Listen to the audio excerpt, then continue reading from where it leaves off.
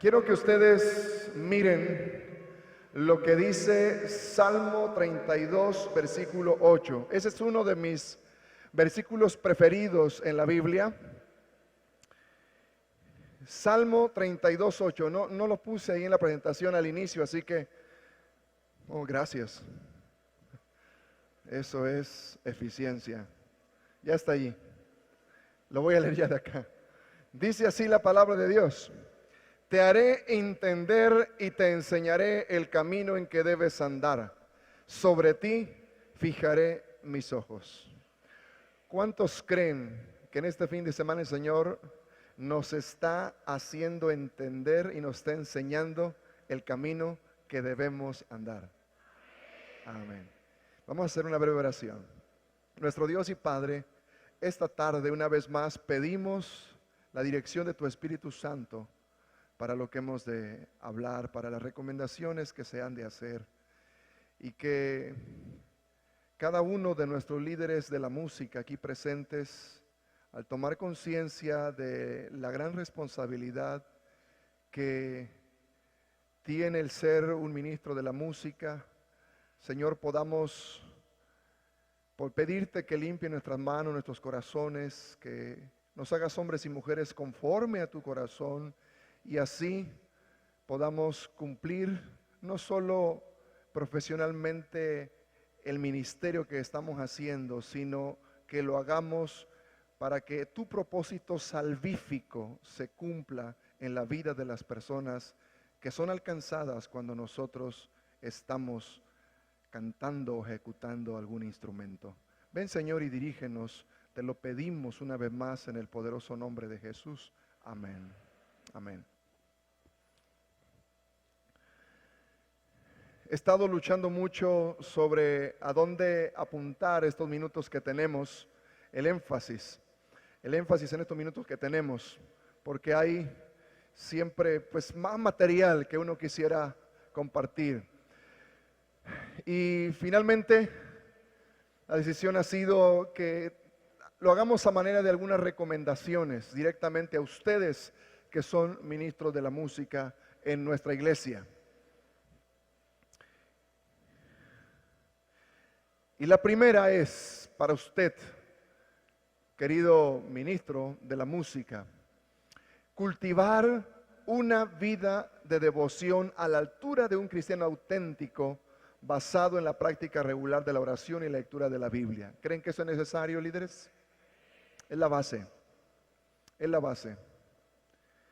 Yo le digo de una buena vez que si no es así, estamos fritos, decimos allá en México. También lo dicen ustedes. Hace unos días una de mis niñas me escuchó cantar algo que no me había escuchado.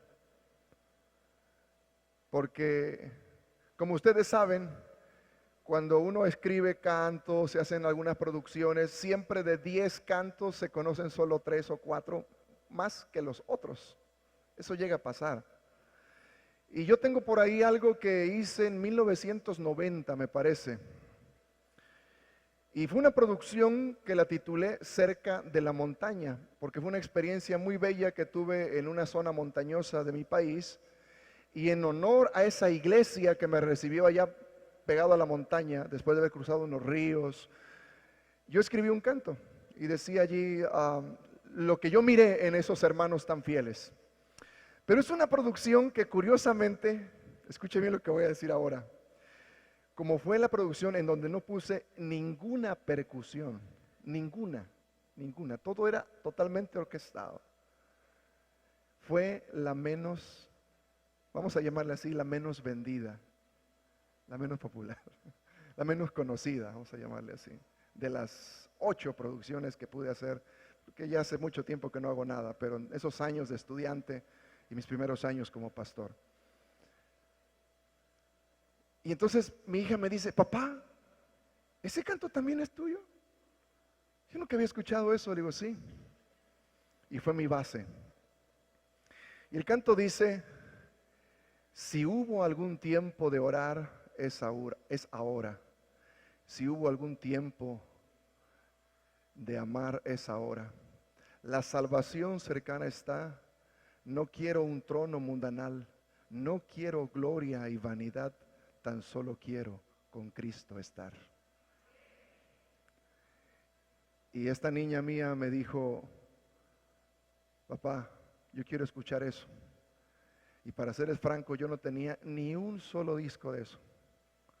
Pero mi hermano iba a ir a un lugar donde me podía enviar con alguien de la división el disco, y le dije, ya que él se encarga de todo esto, de los materiales que se hicieron hace muchos años, le dije, mándame uno de esos. Y ya lo llevó y lo puse en la casa. Imagínense, mi hija tiene ya más de 19 años. Y lo escuchó todo. Y luego me dice, papá, pues ¿qué te estaba pasando en esa etapa? Me suenas de repente muy así como la esperanza, luego muy deprimido. Y ella está estudiando psicología, así que ya se imagina. Estaba analizándome a mí y no tanto los cantos, creo. Y le dije, ¿por qué? Porque hay otro que dice, dame fe en ti para continuar. Quiero ser cual Noé, construir, esperar y lloverá tu gloria en mí. Ese era otro de los cantos. Y después hay otro que se llama permaneced en mí. Permaneced en mí como el pámpano, subid, etcétera, tomando ese texto. Y así, ella analizó todo eso y dije, mira hija, es bien sencillo. Yo estaba en el segundo año de teología. No pude regresar a estudiar porque no tuve el dinero para ese siguiente semestre. Entonces yo me puse muy triste y tuve que ponerme a trabajar todo el año. Y mientras yo estaba trabajando, estaba lejos del aula de clase, mis amigos avanzando, y eso fue difícil. Y no fue la única vez. Cuando ya iba a terminar me pasó lo mismo. Y el día de mi graduación yo estaba lejos de la universidad, en un lugar. Y esa ocasión le contaba a mi hija, bajé el micrófono y simplemente ya no pude decir ni cantar nada más. Era difícil, era tiempo difícil, pero en todo ese tiempo tuve bien claro, o tuve bien de una forma tan fehaciente la experiencia de sentir a nuestro Dios guiando cada paso. Y fue tan hermoso. Entonces ella los escuchó y días después me dijo, papá, ¿me puedo llevar para la universidad? Le digo, sí, llévatelo, no hay ningún problema. Y ella se llevó ese disco. Tiene 12 cantos de esa época difícil. Pero yo le dije a ella, hija, fue una época donde yo cultivé una relación con Dios tan especial. Un maestro al que yo visitaba con todas mis cargas, mis pesares, me decía, Benjamín, después de que ores, permanece en silencio. Si tú ya le hablaste a Dios, deja que ahora Él te hable a ti. Y yo se lo recomiendo mucho, queridos líderes y jóvenes. Cuando ustedes oren, abran su corazón a Dios, está bien, pero dejan después que Dios le abra el corazón a usted. Deje que le hable. Pase tiempo en quietud sin decir más nada y también sin pensar más nada de otras cosas y permita que Dios le hable. Y me decía aquel profesor, y muchas veces cuando tú oraste hace unos minutos por algo, increíblemente por haber permanecido esos minutos más en quietud, vas a recibir ya la respuesta por lo que tú habías pedido al Señor. Experiméntenlo, queridos jóvenes. Esa debe ser la base. Y cuando eso es real, volvemos al punto del mediodía. Vamos a compartir lo que tenemos y vamos a compartir una experiencia de primera mano que tenemos cada día en la presencia de nuestro Dios. Jóvenes queridos, vamos a cultivar esa vida de devoción. Vamos a ver si esto se mueve. Y cuando eso pasa, necesitas expresar tu encuentro personal con Cristo por medio de la música. Se va a reflejar. Más adelante te voy a hablar quizá un poquito de la letra, pero si tú compones, tú escribes, lo que tú hagas va a reflejar esa relación que tú tienes con Dios. No van a ser letras banales, letras frívolas, letras que no tengan profundidad. A mí alguna vez me dijeron, oye, pero es que a veces yo no encuentro como que la rima ahí en lo que tú escribes. Le digo, bueno, es cierto, a veces no, a veces cuido nada más la métrica, que las sílabas vayan cayendo donde deben caer, pero sí, a veces en esos versos no puedes encontrar cierta rima. No es necesario. No es necesario, no siempre tiene que ser así. Pero esa letra va a expresar exactamente tu caminar con Dios. ¿Está claro? ¿Qué es lo que importa? Va a expresar tu caminar con Dios. Eso es algo maravilloso. Saben que cuando íbamos a tener el Camporí de conquistadores de nuestra división en abril 2011, pasamos por una situación muy, muy complicada. Las duchas no llegaron. Habíamos mandado al tesorero de la Unión Central de México, el hermano Florencio, y a un pastor que hasta hablaba chino, mandarín, para que fueran a la China, vieran que se compraran todas las duchas, vieran que se pusieran en el contenedor, subiera al barco el contenedor, y cuando todo eso se completó, ellos regresaron a México y dijeron, tranquilos, que ya todo el sistema de duchas viene en el barco, viene seguro. 5 días antes del Camporí, me informaron que oficialmente las duchas no llegarían, porque en marzo del 2011 hubo un tsunami, y eso hizo que el barco atracara en algún puerto donde se pasó varios días, y llegó el barco al puerto de Manzanillo, México, 8 días después que terminó el Camporí. Así que esos 5 días antes del Camporí, cuando me dicen eso, ya teníamos suficientes detalles y situaciones. Aquí están mis colegas que se acuerdan. Y yo esa noche dije, Señor, faltan 5 días y por ahí vienen como 20,000 conquistadores y guías mayores. Generalmente fueron 22,000 los que tuvimos en el Camporí. Les dije a nuestros líderes el problema que teníamos. Ellos llegaron 3 días antes. Oramos, pusimos manos a la obra. Pero esa noche yo me arrodillé y me quedé allí por mucho tiempo. Mi esposa se acostó, ella se durmió y yo seguí allí. Pero de repente dije, bueno, Señor, esto no es mío, esto es tuyo. Tú tienes la solución. Y de la primera persona que me acordé fue del tesorero de la división. Dije, por ahí va a comenzar la solución.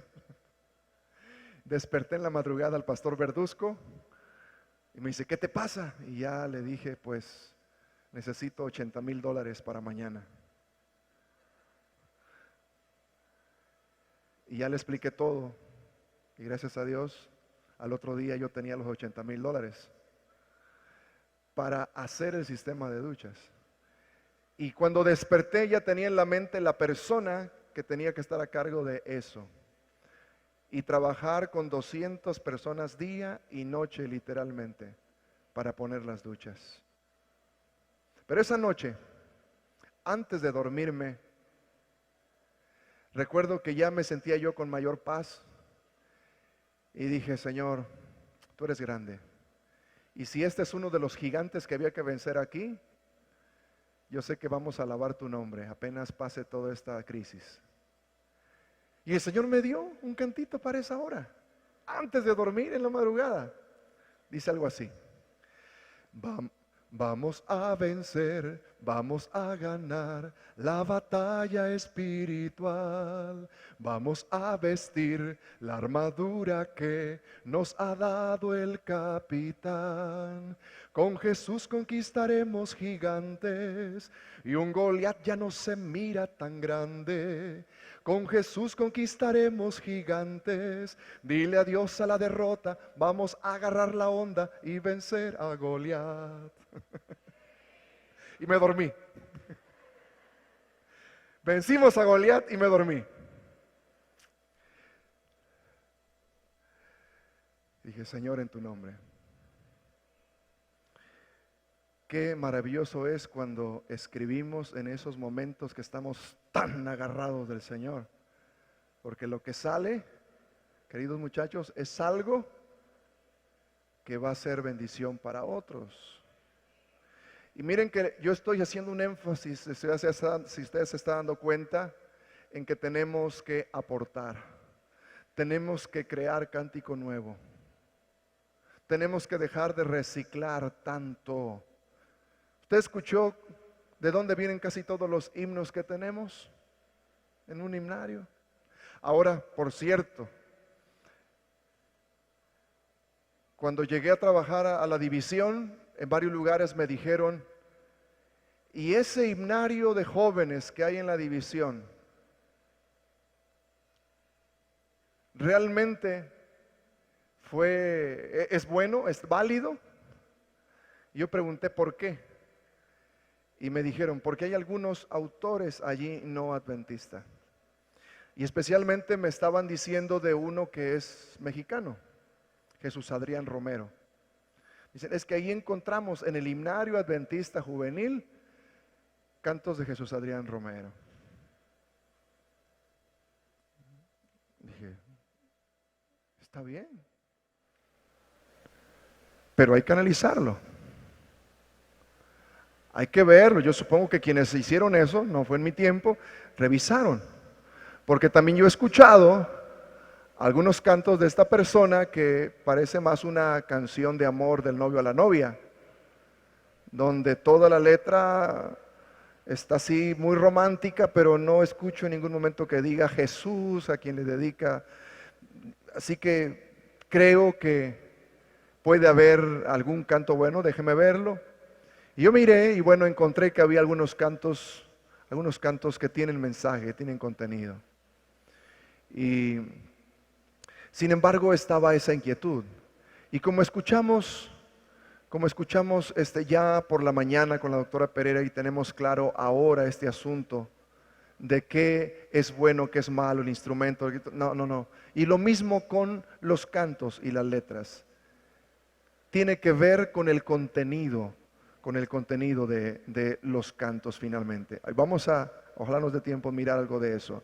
Bueno, aquí se me borró la pantalla, no sé si ya. Algo importante es que el cantante, el músico, tiene que estar también en armonía con los principios de la iglesia, viviendo los principios de la mayordomía cristiana y siendo un miembro activo de una iglesia local. Los que están de acuerdo digan sí. Hay una preocupación grande para mí cuando yo encuentro personas muy talentosas, pero como dijera mi madre, que son candil de la calle y oscuridad de su casa. ¿Ha escuchado ese término, esa expresión? Y que hay una iglesia local que dice, bueno, se dice que es miembro de aquí, pero nunca lo tenemos aquí. Esta persona tiene ganancias y demás, pero nunca hemos visto que él devuelva sus diezmos, de sus ofrendas. Y cuando llega el tiempo de los nombramientos y le decimos, mira hermano, quisiéramos que usted nos dirija el ministerio de la música en la iglesia o tome alguna responsabilidad, dice, no, porque yo tengo un ministerio más grande, más abarcante.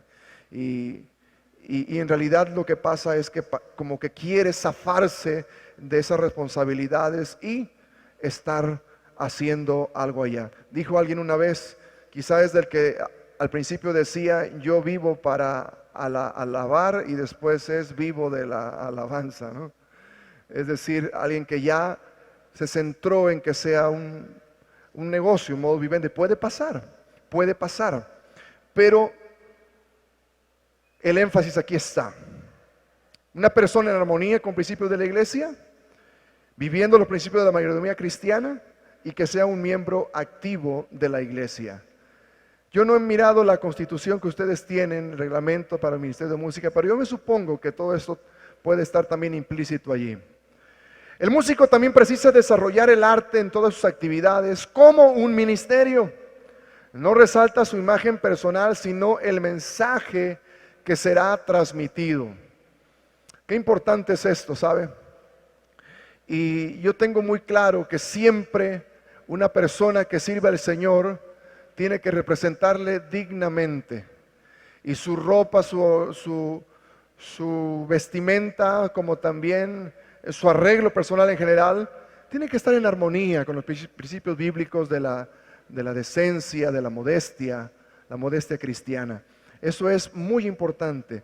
Pero no debe resaltar más la imagen personal que el mensaje.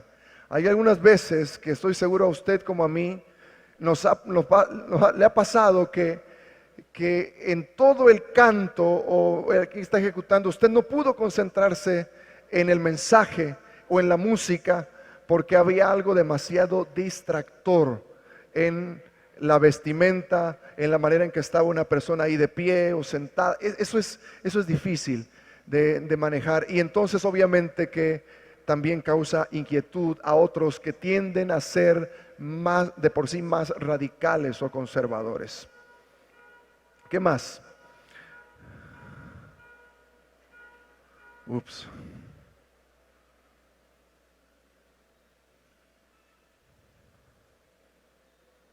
¿Tengo ayuda de allá? Oh, ya sé.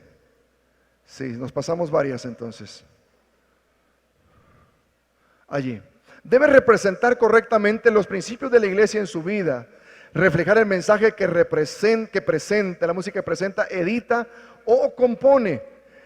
Esto es muy, muy importante también. Y cuando hablamos no solo de los principios, sino también incluso de las verdades distintivas como iglesia. Una ocasión me encontré con un joven que había cantado bien lindo y yo le felicité, le vi muy genuino, pero entonces con mucho cariño le dije: hijo, no sé dónde habrás tomado ese canto, pero hay unas líneas por ahí que quiero revisar contigo. A ver, vuelve a decirme. Y él me volvió a decir la letra, y entonces le dije: sí es como pienso. Tú estás cantando aquí del rapto secreto. Me dice: ¿cómo? Y ya cuando le expliqué con detalle, dice: oh, es cierto.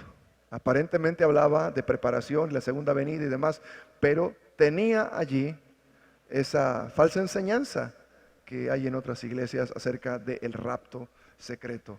Y dijo: no me di cuenta, porque de repente no te das cuenta el mensaje preciso que estás compartiendo. Puede parecer que todo suena bien, está muy bien, pero debemos tener cuidado en lo que presentamos y también escribimos. Oh, no, ahora me regresó.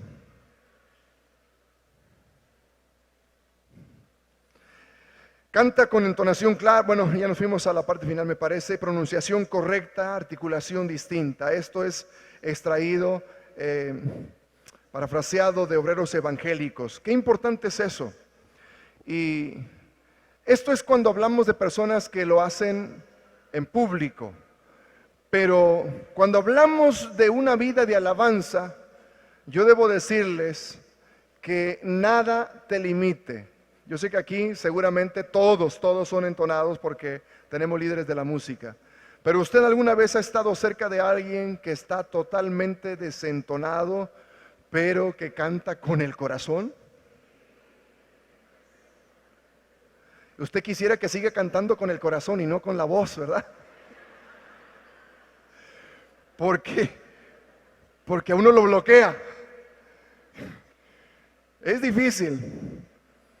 Yo tengo un amigo muy querido de todo el tiempo de la universidad, pero cuando nos sentábamos yo le decía a otro: siéntate aquí en medio de nosotros.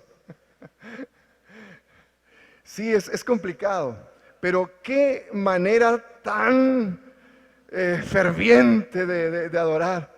Siempre lo admiraba. Y él era así de los que sí cerraba sus ojos, levantaba sus manos, muy expresivo corporalmente. Y lo sigue haciendo así. Pero cuando se trata de alguien que está desarrollando un ministerio, no se puede esperar que tengamos esas cosas. Sin embargo, a veces pasa. Una ocasión bauticé a una dama, y después de bautizada, cuando ya pasaron para darle los certificados y les íbamos a entregar una Biblia también de regalo, esta hermana dice: pastor, yo quiero cantar al Señor en gratitud por mi bautismo. Y la tengo a un lado, así que ya me toma el micrófono Y comienza, ay Dios mío. Y yo dije, Señor, bautízale también la voz.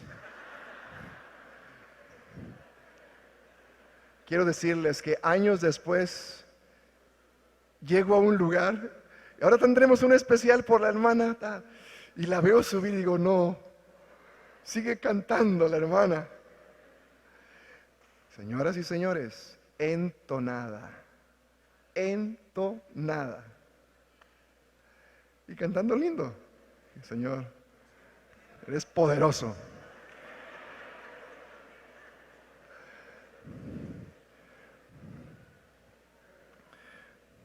Solo faltaba que me dijera que me regalaba su más reciente disco. Pero también no me extrañaría. Sí, el Señor espera eso. Sin embargo, Él sí puede escuchar a alguno que en lo privado canta con el corazón. Cuida su apariencia personal para reflejar el patrón de modestia y decencia presentado por la Biblia. Entre otras cosas que yo siempre le he agradecido a mi madre, ha sido que ella cuidaba mucho cómo nosotros íbamos vestidos a la iglesia. Teníamos bien claro cuál era la ropa de sábado, cuál era la ropa para pasar en la plataforma a ministrar. Mi madre tenía mucho cuidado de ello y a mí me quedó muy firme este detalle. ¿Saben? Cuando yo ya estaba como pastor en mis primeros años, allá por el 92, llegué a un distrito rural, atendía 25 iglesias y en ninguna había energía eléctrica. Y mi recorrido para mis iglesias era en lancha de motor por los ríos caudalosos que hay ahí. Y cuando ya no llegaba la lancha, había que tomar el caballo, y cuando no había caballo, pues a caminarle. El punto es que podía ir en lancha 3, 4 horas y después quizá en caballo 8, 10, 12 horas. Hacía viajes a caballo, de esos que, bueno, es horrible eso, porque ya no sabes cómo montarle, hasta de señorita le montas y te duele todo. A veces ya quieres cargarte al caballo acá. Y ahí íbamos. Y estábamos en esos lugares inhóspitos allá de la montaña, le llamamos el Valle de Luxpanapa, en el sur de Veracruz, que colinda con Oaxaca y Chiapas, estados del sur de México.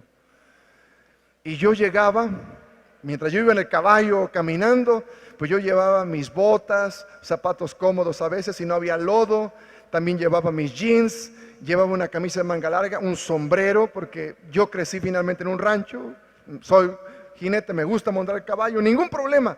Pero cuando llegaba a la iglesia, estuviera como estuviera el clima, me ponía el traje. Y a veces era un calor tan sofocante, demasiada humedad, y me ponía el traje completo. Y era una campaña de evangelismo, quizá toda la semana, con demasiado calor, y cada noche con el traje, con el saco puesto. Y los hermanos me decían, pastor, no tiene usted que ponerse todo eso, mire que aquí una camisa no está mal para nosotros. Yo decía, no, es que mi madre lo hizo así. Fue tan firme con eso y yo no puedo. Si yo voy a pasar, yo no puedo quitarme el saco, esté como esté el clima. No puedo. Bueno, yo lo atribuyo, le digo, a lo que mi madre hizo. Pero sirva esto para decirles, queridos, vamos a representar al Señor. Eso es. Por lo tanto, estemos siempre en nuestra apariencia personal a la altura de lo que el Señor espera de nosotros, ministros de la música. Evita todo lo que pueda apartar la atención del mensaje de la música, como la gesticulación excesiva y extravagante, el orgullo. ¿Llega usted a percibir eso? Yo creo que le ha pasado también como a mí. En un lugar de Honduras donde estuve hace unos meses, escuché a un joven cantar. Hay un himno que no sé quién es el autor, pero es una letra sobre la historia de Mefiboset. Es Dani Berríos, ok. Y ese muchacho cantó ese himno. Impresionante. y se escuchó un amén poderoso. Más tarde cantó otros dos. Pero ahora que yo estaba ya sentado y lo miré, me inquieté, y entonces en un momento dado que él se acercó y comenzó a conversar conmigo, yo dije, no, yo no me aguanto más, tengo que decirle algo con todo cariño a este joven. Para mi sorpresa era hijo de un colega, de un pastor.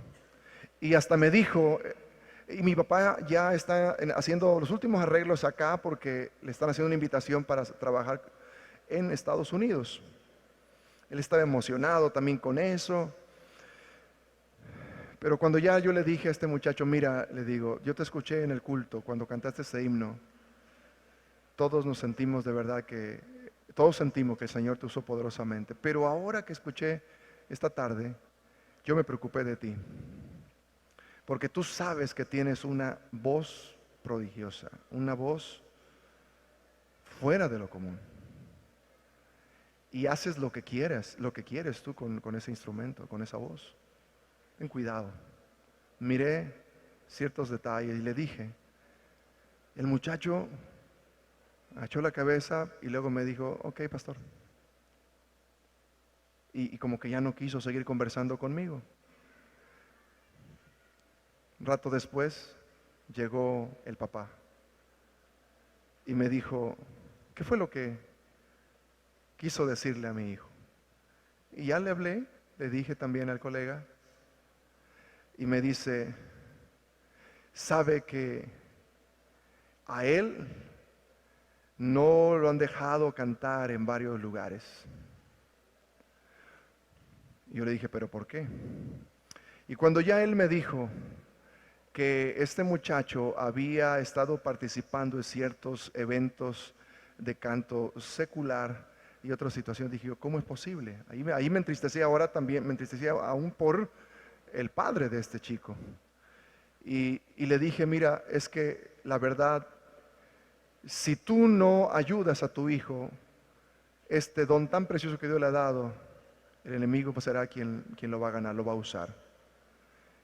Ahora él también se incomodó y me dijo que había personas allí en la administración y líderes que no los aceptaban. Quedó en eso y unos meses después estaba yo en mi oficina cuando recibí una llamada de ese colega. Él estaba en los Estados Unidos y me llamó y me dijo, mira, estamos pasando una fuerte crisis, aquí yo no me he acomodado, pero queremos ir con mi hijo para cantar allí en algunas iglesias en el área de Miami. Y yo le dije, mira, tú sabes que yo vivo aquí en Miami, mi familia va a una iglesia aquí, pero yo no me paso aquí, yo ando en la división y por lo tanto no tengo mucho contacto con pastores locales, pero déjame, al menos conozco unos 3, les comento. Y sí, pudimos ayudarle, fue el chico. Yo no estuve en ninguna de las presentaciones, pero como le dijimos a los colegas ahí en Miami que le recomendábamos, cuando ya pasó todo, me dijeron, oye, mira, pasaron estas situaciones. Y nos sorprendemos mucho de la actitud de este chico. Es bastante exigente, orgulloso, y canta precioso, pero una vez que tratas, nos quedamos muy decepcionados. Me dio mucha tristeza que se pierda así un talento tan especial que Dios ha dado por el orgullo. Lo que tenemos no es nuestro, queridos. El Señor solo nos ha concedido la voz o el talento para ejecutar un instrumento. Por lo tanto, es de Él, no es nuestro. No se trata de nosotros, sino de Él.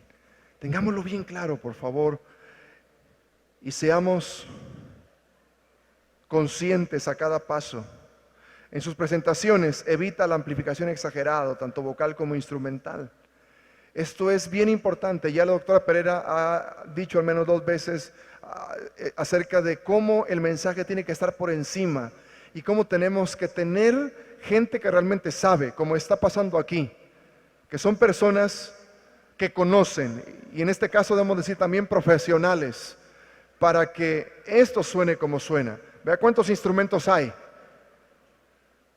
Y yo no he escuchado hasta ahora ningún feedback aquí. Está bien trabajado, está bien hecho todo el ensamble, la ecualización, pero también depende mucho de quién está al frente y cómo quiere que esto suene. El sábado pasado estaba en un lugar donde tuvimos un concierto, pero antes del concierto eso no estaba sonando bien. Yo escuchaba mucho el piano, escuchaba mucho otros instrumentos, y entonces le dije a una persona ahí, oye, déjame pasar tantito allí. Y cuando me senté y comencé a mover algunas cosas, no lo vi muy cómodo.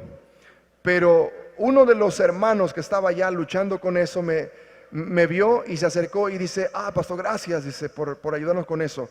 Cuando ya quedó mejor, la persona que estaba acá me dijo, oye, es que a mí me gusta que suene mal. Le digo, mira, no es así. Y cuando ya el concierto se desarrolló, esas voces, eran 5 varones cantando, se oía la armonía maravillosa y la música estaba en su lugar. Y entonces al final ya el hombre que estaba en la consola me dijo, bueno, entonces tenemos que hacer esto. La voz más importante siempre, le dije, siempre. El mensaje es más importante. Hay una cita aquí. Evita el uso de tonos estridentes, distorsiones vocales o instrumentales, así como también el estilo de los cantantes populares.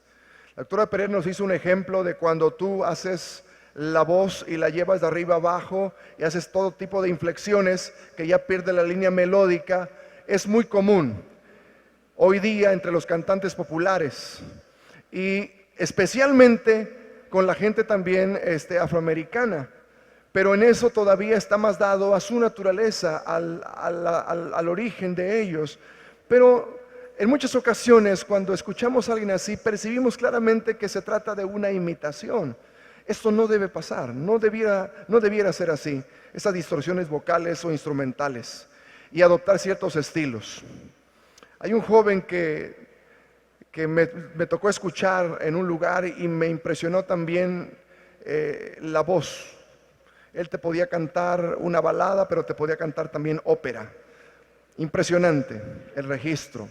Y este joven cantó un himno y yo de repente miré cómo por el tipo de himno que estaba cantando esa balada, se puso la mano aquí sobre el pecho y entonces alguien que estaba cerca dice, mira a Luis Miguel Adventista. Luis Miguel es un cantante mexicano.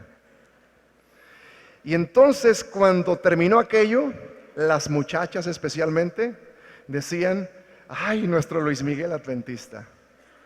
Porque todo el tiempo estaba con una mano por aquí, dicen que así es como lo hace Luis Miguel, y la manera, y de repente hasta como la patadita ahí, dijo, ay, Dios mío.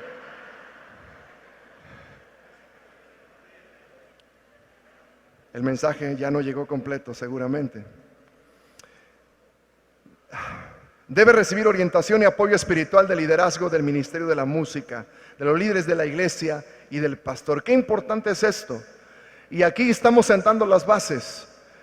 Y esperamos que así sea hasta la iglesia local, que realmente haya ministerio de música que apoyan a todos aquellos que están envueltos en algún tipo de ministerio de música.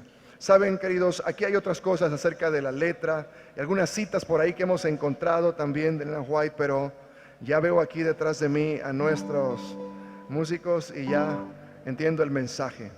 Muy bien.